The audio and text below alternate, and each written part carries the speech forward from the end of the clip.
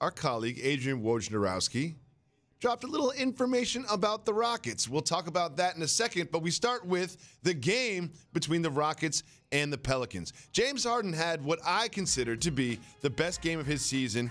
He had 40, 10, and 9 on 50% shooting from the floor. Jalen, efficiency has not been his strong suit, but especially this year and especially from three. Why is it so hard for him to be efficient this season? We saw something yesterday that we don't normally see, not only in collegiate basketball, but in the NBA, where the two best players on both teams are left-handed. And for Harden playing against Zion and the Pelicans, what he was able to do, Jacoby, because he had been struggling the last 10 games. The team was 4-6. As you mentioned, he was struggling from the field. He didn't necessarily hunt three-point shots. He only shot the ones that were in rhythm. And there's a difference between being the best player and having the green light and gunning. And he didn't speed up his pace.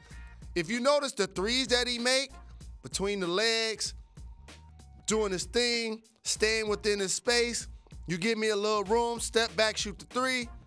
You up a little bit too close, finish at the basket. If he get fouled, go to the free throw line. If the defense collapse, I'll drop it out and get one of my 9 assists. So he was under control. That's what I saw. A great player that seemed to have the game slow down for him when he needed it. Well, Daryl Morey, the general manager of the Rockets, is not afraid to make big moves, and Adrian Wojnarowski says that he wants to make another. The latest is that the Rockets are looking to move their center, Clint Capela. Now, Woj is reporting that if they were to do so, they would likely want to get some assets or draft picks to then trade those for a wing player because they need some help at the wing and perhaps another big to play center. Jalen Rose, you always focus on Capela when you say the success of the Rockets. Why do you think they'd be looking to move Capela, and what do you think they could get back for him? Well, they don't feel like they can trust him in the big games. That's what that tells you. If you look at the landscape of the Western Conference and the gauntlet of teams they're going to have to go through, look at the bigs. The Lakers have Anthony Davis, Dwight Howard, and JaVale McGee. The Clippers have Montrezl Harrell, who's been balling this year. They're going to be the first team probably to have 4 players average 19 or more. He's been terrific. The Utah Jazz, they have the Stifle Tower. Rudy Gobert gives them a defensive anchor and identity. The Nuggets have the Joker, who had a 30-point triple-double against my Pistons yesterday.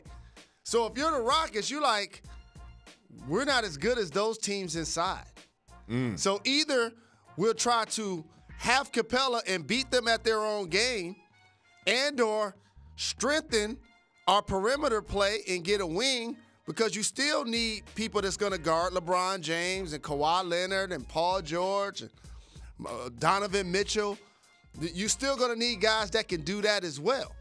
So it's going to be interesting to see if they can flip Capela, the player, and the $90 million contract with an injured heel before the trade deadline. That's a good point. You know that Daryl Morey and the Rockets famously have a very numbers-based system, and I want to show you some numbers about Capela and his impact on the Rockets' win-loss. What does this tell you? I found this really interesting when I saw it. What does this tell you? They're slower without him. They've realized that they're just going to play small ball. They have been the first team since the 1950s to play a lineup that doesn't feature anybody over 6'6", including against the Pelicans. So on paper, when you're watching it, you like, oh, Zion about to pound them. Favors about to pound them.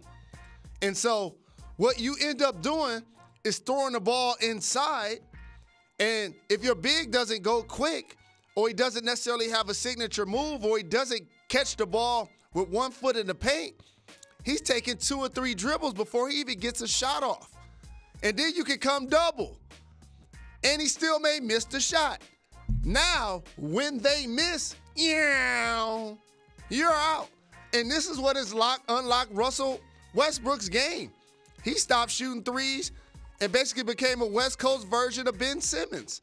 Yeah. And small ball difference is the Sixers have Embiid and Horford to play minutes down low, and rightfully so. They're really skilled. They're really talented, especially Embiid, one of the best players in the entire league.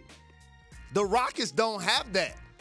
So now all of a sudden you have driving lanes for a guy like Russell Westbrook to get to the paint, whereas sometimes Ben Simmons does not have that.